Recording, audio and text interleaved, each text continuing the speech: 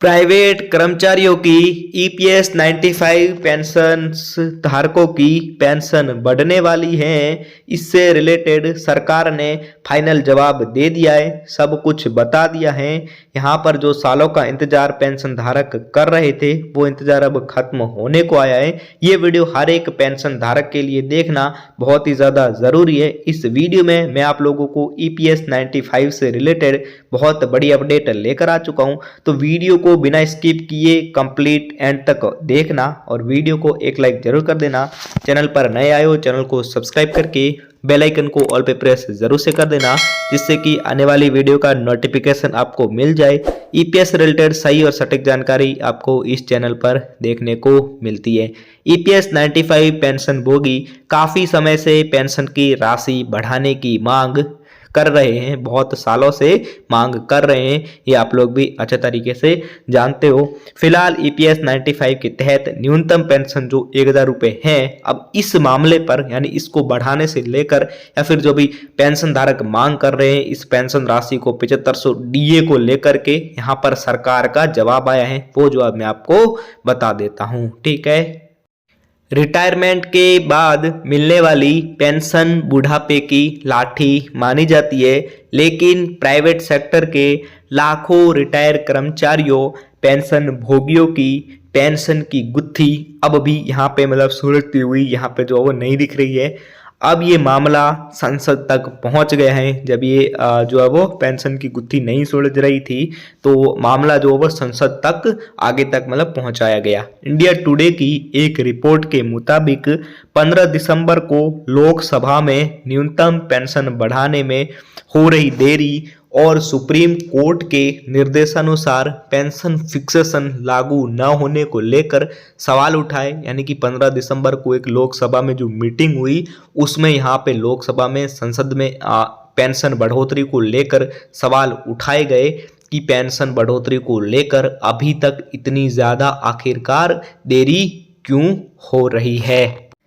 Pension fixation का मतलब होता है रिटायरमेंट के समय किसी कर्मचारी की पेंशन को सही तरीके से तय करना, यानी कर्मचारी को उसकी सैलरी हो, उसकी नौकरी की अवधि हो और दूसरे जो भी नियम हो, जो भी रूल्स हो, उस नियमों के आधार पर कितनी मासिक जो पेंशन है वो मिलेगी, यानी महीने की जो पेंशन है वो कितनी मिलेगी उसका, और इसी के साथ इन सब का अंतिम निर्धारण ये होता है पेंशन फिक्सेशन का मतलब।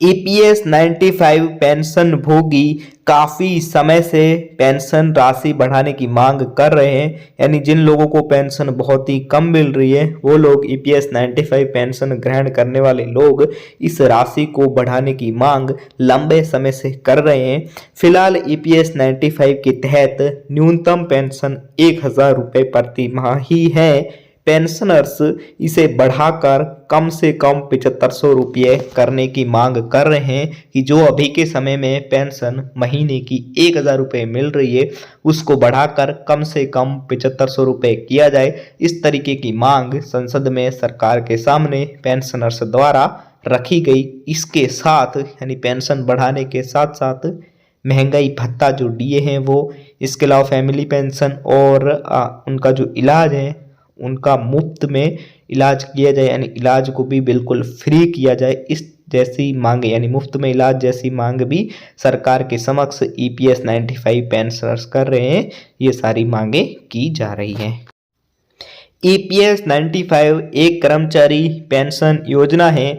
जो लोग प्राइवेट कंपनियों में काम करते हैं तो ये कंपनियां कर्मचारियों की सैलरी से हर महीने प्रोविडेंट फंड पीएफ के मद में कुछ पैसा काटती है। मौजूदा पीएफ नियमों के मुताबिक कर्मचारियों की बेसिक सैलरी और महंगाई भत्ता डीए का 12% हर महीने पीएफ के रूप में कटता है। इतनी ही राशि यानी 12% योगदान जो है नियोक्ता कंपनी भी करता है।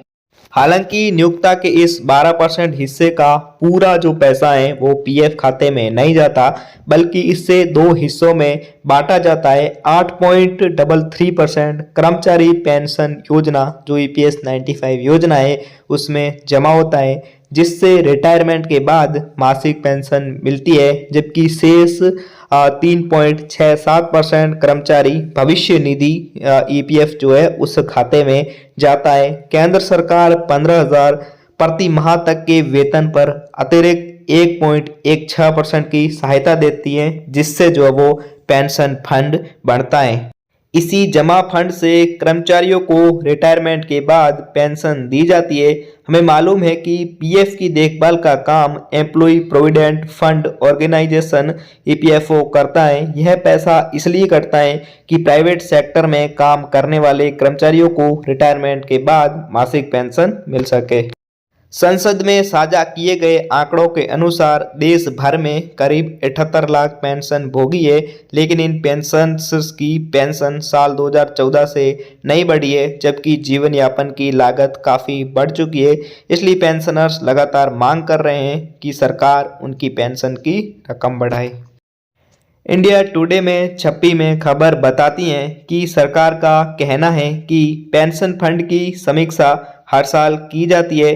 पिछली बार की गई समीक्षा के अनुसार पेंशन फंड एक्चुरियल घाटे में चल रहा है। जब किसी पेंशन या बीमा फंड के पास भविष्य में दी जाने वाली कुल रकम के मुकाबले पर्याप्त पैसा नहीं होता तो इसे एक्चुरियल घाटा कहा जाता है। केंद्र सरकार ने कहा कि इस कमी के कारण न्यूनतम पेंशन में तेजी से वृद्धि करना या इसे महंगाई से जोड़ना मुश्किल हो जाता है। इस तरह से सरकार ने अपनी वित्तीय हालत स्पष्ट की है, लेकिन सरकार ने पेंशन बढ़ाने को लेकर कोई टाइमलाइन तय नहीं की। साथ ही नई महंगाई भत्ता और चिकित्सा सहायताएं देने को लेकर कोई समय सीमा घोषित की। यही थी अपडेट। बाकी जो भी अपडेट आएगा वो मैं आपको बता दूंगा। उसके लिए आप चैनल को सब्सक्राइब करके बेल आइकन कॉल पर प्रेस कर दीजिएगा और इस वीडियो को अपने तमाम सहयोगियों के साथ शेयर जरूर से कर दीजिएगा। बहुत बहुत धन्यवाद।